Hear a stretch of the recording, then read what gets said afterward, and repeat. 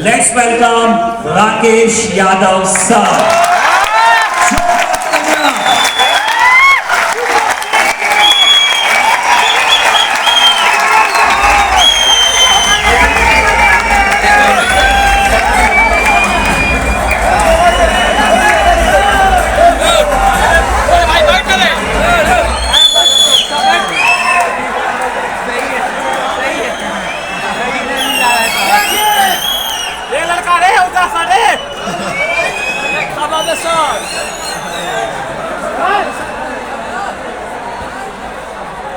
मेरे प्यारे बच्चों, आप सभी को नमस्कार।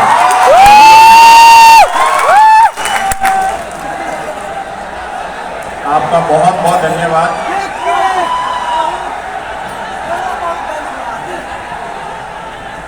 बेटा थोड़ा साइड हो जाइए, वो कह रहे हैं। मैं इधर आ जाता हूं, उनकी भी तो सोचो। वहीं आ रहा हूं।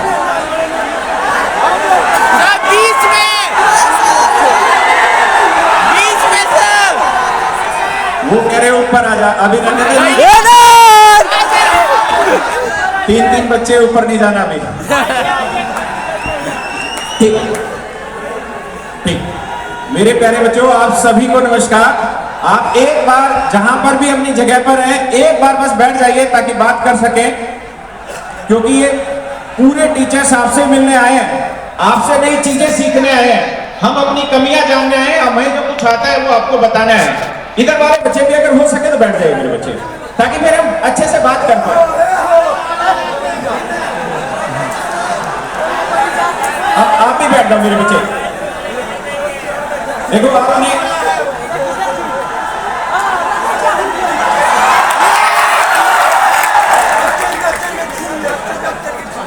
आप बैठ जाए।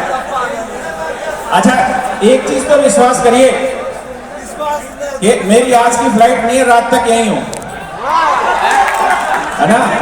तो एक एक के साथ बैठ के बात करके तब जाऊंगा। लेकिन अभी आप बैठ जाइए, अभी आप बैठ जाइए। हाँ, मैं आपसे बात करूं, अभी आप बैठे, प्लीज बैठे, क्योंकि आप सुबह से खड़े हुए। बहुत सारे बच्चे 7:30 बजे के आए हुए हैं, कुछ इससे पहले भी आए होंगे। बिल्कुल। और आप लोग भूखे होंगे, बहुत सारे बच्चे, इसीलिए मैंने भी खाना नहीं खाया। मैंने कहा जैसे बच्चे वैसे हम, उसके बाद ही खाएंगे। तो अभी आप बैठिए, मैं बात करते हैं तरीके से आपसे, ताकि आपका आना आज सफल हो। देखिए, एक चीज है जो बहुत कीमती है, और उसे हम कहते हैं सही गाइडेंस। अगर वो सही गाइडेंस किसी भी रूप में कभी भी मिल जाए तो मेरे बच्चे उसकी कीमत बहुत बड़ी है। मैं छोटे छोटे एग्जाम्पलों से अपनी बात शुरू करूंगा, लेकिन आप प्लीज एक बार बैठ जाएं। आप प्लीज बैठ जाएं, मैं बात शुरू करता हूं।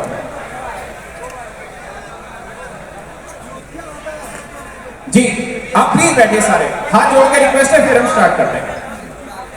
देखिए, आप सब परेशान हैं, सुबह से बैठे हुए हैं, और मैं इस बात को समझ सकता हूं कि बहुत सारे बच्चों ने पानी भी नहीं पिया होगा, खाना तो नहीं खाया होगा, फिर भी आप हमारा इतना प्यार सम्मान हमारे लिए करते हैं, इसीलिए आप बैठे हुए हैं। तो बस थोड़ा सा वक्त हमें दीजिए ताकि हम इस चीज को सुचारू रूप से चला पाए। बेटा इधर ही हो गया। मेरे प्यारे बच्चों, ये जो व्यवस्था आज हुई है, आप जानते हैं इतने बड़े व्यवस्था करना अपने आप में एक बहुत बड़ा चैलेंज होता है, और मैं तो खुद भुगतभोगी हूं। हमने एक इलाहाबाद में सेमिनार किया था, और इस सेमिनार के लिए भी मैंने बहुत YouTube पे या कहीं बहुत बड़े लेवल पे आके अलग से इवेंट बना के नहीं बोला, क्योंकि मेरे मन में एक बहुत बड़ा डर था कि हम मैनेज कर भी पाएंगे या नहीं कर पाएंगे। लेकिन मुझे बड़ी खुशी हुई ये बात जानकर कि आप बच्चे इतने सालीन हैं, आप इतने समझदार हैं कि इतनी बड़ी संख्या में आने के बावजूद भी आप लोगों ने अपना धैर्य बनाया हुआ है, अपना मान सम्मान बनाया हुआ है, और अपने अध्यापकों का मान सम्मान बनाया हुआ है। मैंने इतने ईमानदार,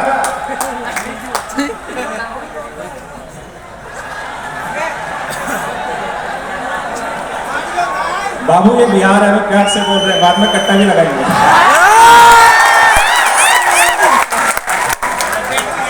मेरे बच्चे, अभी थोड़े दिन पहले हमने एक सेमिनार किया था देहरादून में। मुझे पूरे भारत में 2 जगह के बच्चे बहुत ईमानदार लगते हैं, एक बिहार और एक देहरादून।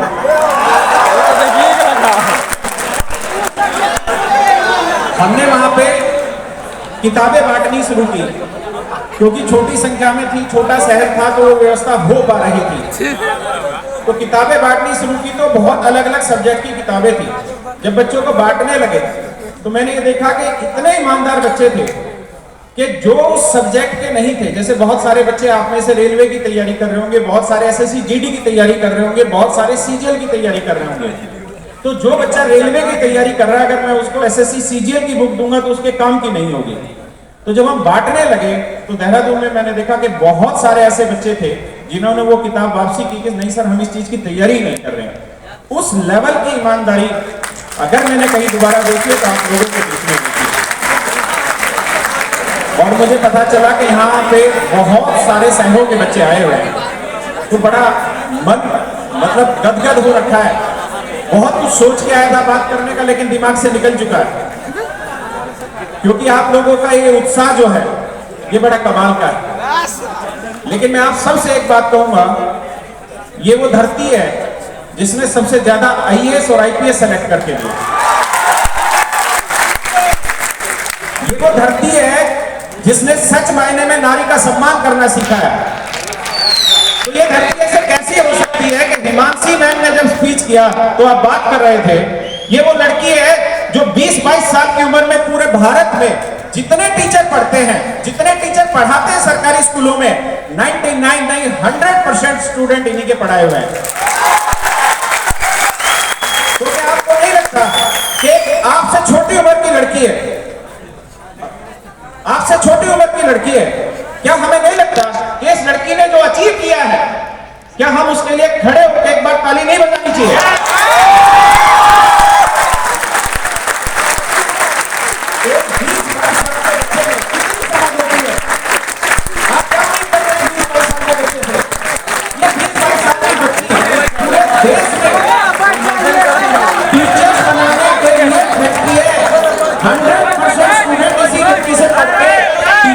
पाते हैं सरकारी नौकरी। और आप जब ये स्पीच दे रही थी तो आप बात कर रहे थे, वहां थोड़ा दिल दुखता भी है, आप बुरा नहीं मानना, लेकिन आपको ये समझना होगा कि इनके संघर्ष को हमें मान सम्मान देना होगा। अगर आप जैसे ईमानदार बच्चे सही मेहनत को नहीं पहचानेंगे, सही मेहनत का मान नहीं बढ़ाएंगे तो मन दुखी होगा। एक बार जोरदार तालियों से आप उनका स्वागत करिए।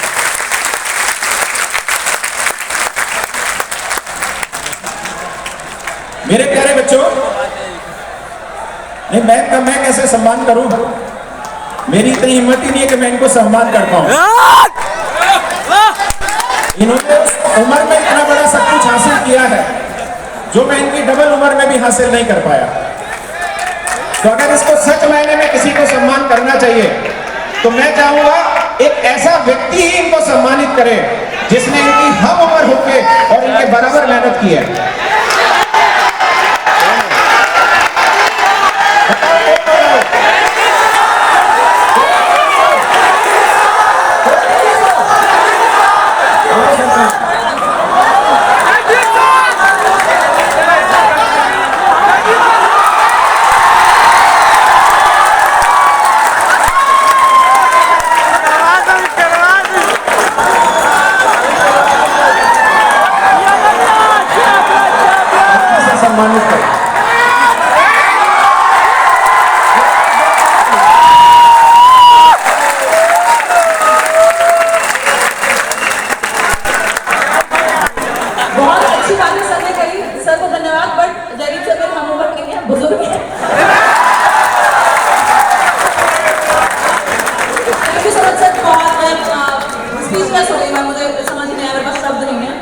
और ये सर का बड़प्पन है, ये सर इतना सम्मान देते हैं।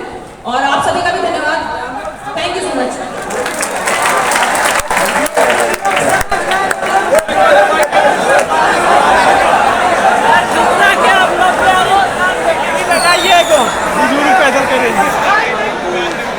चलो आप ये बताओ कि माइंड फ्रेश हो गया तुम्हारा? हम शांति से बैठो, बढ़िया बात करेंगे। चलिए, मैं आज ये दावा करता हूं कि जब 1 घंटे बाद आप और हम यहां से हटेंगे तो आपके अंदर एक नई ताकत होगी, नई ऊर्जा होगी, ये मेरा दावा है। और आप अपने जीवन के किसी भी पड़ाव में होंगे, मैं कोशिश करूंगा कि उस पड़ाव से आपको आगे लेके जाऊं अगले 1 घंटे में। लेकिन इस व्यवस्था को हमें कुछ मान सम्मान भी करना होगा, हमें इस व्यवस्था को सुचारू रखने के लिए कुछ प्रोसीजर निभाने होंगे। तो आप 2 मिनट शांति से बैठिए, फिर शुरू करते हैं। लव यू मेरे भाई, love you, same to you.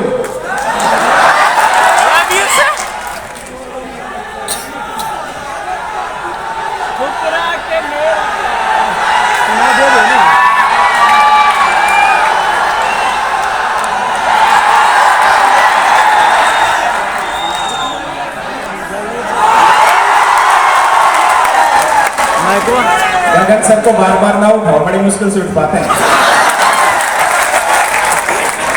उम्र दराज है।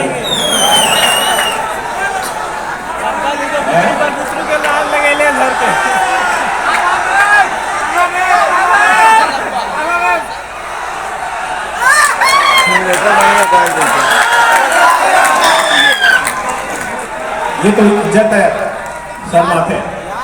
चलिए, हाँ मैं तुम्हारे हाथों से पहनूंगा। आप बैठो, प्लीज बैठो। अच्छा, आप में से कितने ऐसे बच्चे हैं? जी जी, प्लीज प्लीज बैठिए।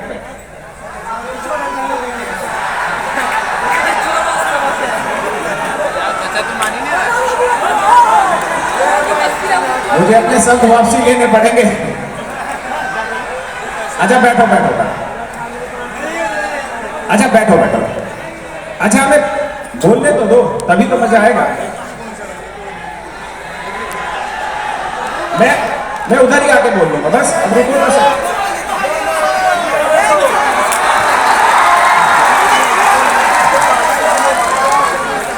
अच्छा आप बिल्कुल बीच में। चलिए मेरे प्यारे बच्चों, अब हम ऑफिशियली स्टार्ट करते हैं सेशन को। आप सभी का ऑफिशियली स्वागत है इस सेशन में। मेरे प्यारे बच्चों, ये जो सारा आयोजन हो रहा है, जब हम और आप इकट्ठे हुए हैं, ये कैरियरविल के बैनर के तले हो रहा है। कैरियरविल एक ऐसा संस्थान बना आप लोगों के प्यार की वजह से, अपनी क्वालिटी की वजह से, बहुत सस्ती एजुकेशन की वजह से। लेकिन ये एक दिन में नहीं बना, इसके पीछे बहुत सारे लोगों ने बहुत कुछ सहा है, बहुत सारे लोगों ने बहुत कुछ दिया है, तब ये संस्थान इतना बड़ा बन पाया कि आज हम आप लोगों से बात कर पा रहे हैं इस संस्थान के बैनर पर। मेरे प्यारे बच्चों, एक संस्थान था प्रूडेंस, लगभग 2017 में। कितने बच्चे जानते हैं प्रूडेंस को? अच्छा पुराने भी आए, बहुत अच्छे। उस प्रूडेंस संस्थान में 3 लोग पढ़ाते थे। मैं मैथ पढ़ाता था, जयदीप सर इंग्लिश पढ़ाते थे, अरुण सर रीजनिंग पढ़ाते थे।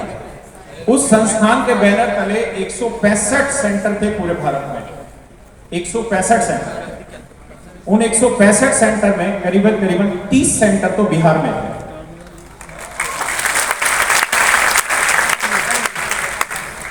हम तीनों की जोड़ी, कोई बिहार में ऐसा डिस्ट्रिक्ट नहीं होगा जहां हमने जाके सेमिनार नहीं किए, बच्चों से मिले नहीं। मेरे प्यारे बच्चों, 165 सेंटर ऑफलाइन में। जैसे ही ये तीनों ताकतें खड़ी होती थी, मुखर्जी नगर दिल्ली से क्लास लेते थे, 165 जगह पे लाइव क्लास चलती थी। एक साथ में 1.5 लाख बच्चे पढ़ाते थे हम ऑफलाइन में। ये संघर्ष बहुत दिनों का है और मैंने कहा कि 1 घंटा लूंगा, लेकिन इस 1 घंटे में आपको बहुत कुछ सिखाने की कोशिश करूंगा। मेरे प्यारे बच्चों, 1.5 लाख के आसपास बच्चे हम पढ़ाते थे एक समय पे। वहां पे कोविड आया, लोगों ने तब ऑनलाइन का सोचा। मैंने 2016 में ऑनलाइन कोचिंग के लिए कि एक वक्त आएगा जब 2019 के आसपास मुझे ऑनलाइन बच्चों को कोचिंग देनी होगी और इतनी दूर दूर तक बच्चे इतना महंगी फीस में नहीं पढ़ सकते। तो 2016 में एक छोटा सा प्रयास किया गया था और 2018 में वो प्रयास फला फूला और एक कैरियरविल नाम का संस्थान बना।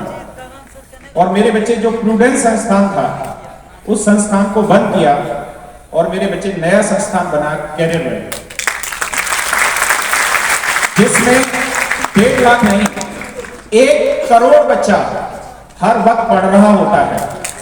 और पीछे कुछ दिन पहले ही कैरियर परिवार में कैरियर ऐप पर 1 करोड़ डाउनलोड हुए और 1 करोड़ बच्चा हमसे पढ़ने लग रहा है, चाहे वो मैथ पढ़ रहा हो, रीजनिंग पढ़ रहा हो, टीचिंग पढ़ने लग रहा हो, साइंस पढ़ रहा हो, किसी भी रूप में पढ़ रहा है, लेकिन 1 करोड़ बच्चा कैरियर ऐप से पढ़ने लग रहा है। लेकिन ये 1 करोड़ बच्चा लाना बड़ा काम नहीं था, बड़ा काम था वो 1.5 लाख बच्चा भारत में पढ़ाना। और उस 1.5 लाख को पढ़ाने में बहुत लोगों का योगदान था। राकेश यादव अपने आप में, राकेश यादव एक दिन में ब्रांड नहीं बना, उसके पीछे बहुत सारे लोगों ने अपने सपने खींचने, तब जाके मेरा नाम कुछ बन पाया।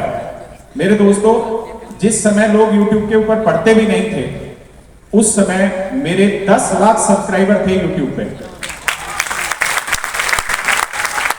इनमें से बहुत सारे तो ऐसे टीचर हैं जिनकी उम्र बहुत कम है, 25-26 साल से भी छोटे हैं, जो उस समय पढ़ते थे।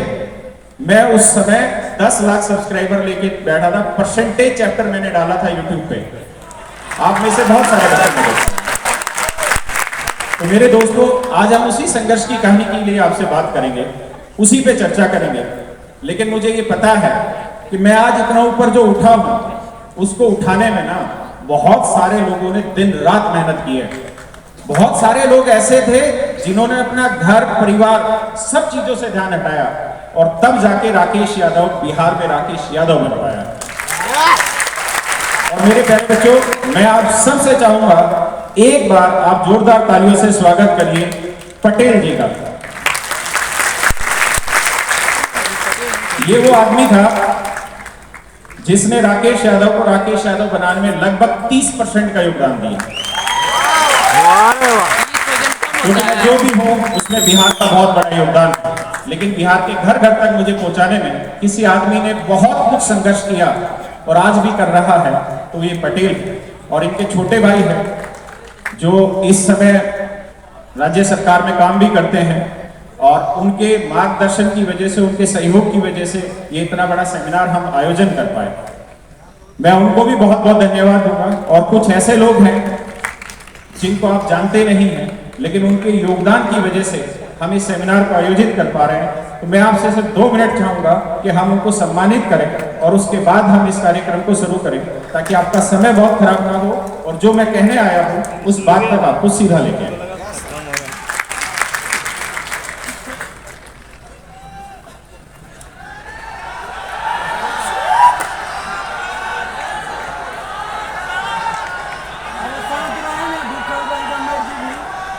मैं चाहूंगा अरुण सर पटेल जी का और टिंकू जी का स्वागत करें सबसे पहले। टिंकू